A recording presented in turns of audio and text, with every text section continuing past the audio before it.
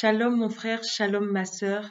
Je me réjouis de te retrouver en ce jour de jeudi jeûne et prie, jour institué par notre fraternité foi et prière, pendant lequel nous passons du temps ensemble. Nous passons du temps dans la présence du Seigneur, dans le jeûne et la prière. Alors nous avons débuté ce temps par la louange ce matin et nous poursuivons pour nous fortifier dans notre jeûne, nous poursuivons par la lecture de la parole de Dieu. La Bible dit que l'homme ne se nourrit pas seulement de pain, mais de toute parole qui sort de la bouche de Dieu, la parole de vie, le pain véritable. Alors je nous propose de lire l'évangile du jour selon saint Marc, chapitre 3, les versets 7 à 12. Jésus se retira avec ses disciples près de la mer, et une grande multitude de gens venus de la Galilée le suivirent, de Judée, de Jérusalem, d'Idumée, de Transjordanie et de la région de Tyr et de Sidon. Vinrent aussi à lui une multitude de gens qui avaient entendu parler de ce qu'il faisait. Il dit à ses disciples de tenir une barque à sa disposition pour que la foule ne l'écrase pas, car il avait fait beaucoup de guérisons, si bien que tous ceux qui souffraient de quelque mal se précipitaient sur lui pour le toucher. Et lorsque les esprits impurs le voyaient, ils se jetaient à ses pieds et criaient « Toi, tu es le Fils de Dieu !» Mais il leur défendait vivement de le faire connaître. Quelle activité de Jésus, infatigable, sur la route avec ses disciples, guérissant, enseignant, faisant du bien, et s'accordant aussi du repos, s'accordant aussi un temps de prière avec son Père. Il se retire à chaque fois, Jésus. Il ne cherche pas les ovations, les acclamations. Il est venu pour une mission précise sur cette terre, et il poursuit sa route, et il fait du bien. Jésus aussi est venu nous faire du bien, parce que ce qu'il a dit il y a 2000 ans s'accomplit encore toujours. La Bible est une parole vivante, parole incarnée, et elle se réalise chaque jour au quotidien. Et on voit Jésus pressé par la foule.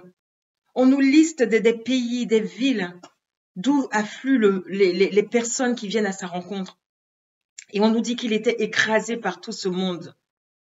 Mais un détail important dans ce texte qui nous dit que les gens qui étaient venus avaient entendu parler de ce qu'il faisait. Ils n'étaient pas venus pour découvrir le Fils de Dieu. Ils ne savaient pas que Jésus était le Messie. Certains se posaient des questions.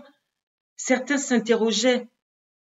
Les démons savaient, eux, qui était Jésus. Ils connaissaient la personne de Jésus en tant que Fils du Dieu vivant. Et Jésus les a défendus de révéler ce secret messianique parce que son heure n'était pas encore arrivée. Aujourd'hui, le secret messianique est levé. Jésus ne fait pas taire à qui veut l'annoncer. On nous dit dans la parole que les gens venaient parce qu'ils avaient entendu parler de ce qu'il faisait. Comment ils avaient entendu parler de ce qu'il faisait? Parce que des gens ont témoigné tout simplement. Il n'y a pas de petit témoignage avec Jésus. Ce qui peut te sembler insignifiant peut bouleverser la vie de ton frère, la vie de ta sœur. Alors à ton tour, comme ces personnes qui se pressaient contre Jésus, à ton tour aussi, je veux t'inviter à te presser vers quelqu'un, à l'étreindre, à l'écraser par ton témoignage, à dire ce que Jésus a fait pour toi. C'est vrai qu'il est bon de cacher le secret du roi, mais il est admirable de révéler avec éclat les œuvres de notre Seigneur. Le monde t'attend, le monde attend ton témoignage. Tu es un évangile pour ton frère. Tu es l'évangile pour ton frère. Va porter la nouvelle, sois la Samaritaine de ton lieu de travail, sois le Zachée de ta famille, sois l'aveugle qui a été guéri, qui proclamait les hauts faits de notre Seigneur. En ce jour, je te propose de contacter qui tu veux, que ce soit un membre de ta famille, que ce soit ton collègue, que ce soit un ami, mais ne te tais pas. Parle et annonce.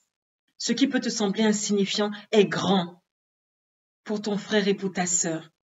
Que le Seigneur nous fortifie dans cette journée de jeûne, de prière, de partage de la parole. Et ce soir encore, nous allons nous retrouver pour un temps d'intercession. N'hésitez pas à porter vos intentions dès maintenant sur notre page Facebook. En inbox, vous pouvez porter vos intentions afin que nous les portons tous ensemble au Père. Et pour ma part, au niveau de la lecture de la parole, comme chaque jeudi, un membre de la fraternité vous retrouvera encore jeudi prochain dès 13h. Mais dès 13h, heure de Paris. Mais pour ce jour, nous nous retrouvons ce soir à 21h GMT, heure de Paris. Que le Seigneur nous garde dans son amour, dans sa fidélité et que nous proclamions ces merveilles avec éclat. Que Dieu nous bénisse.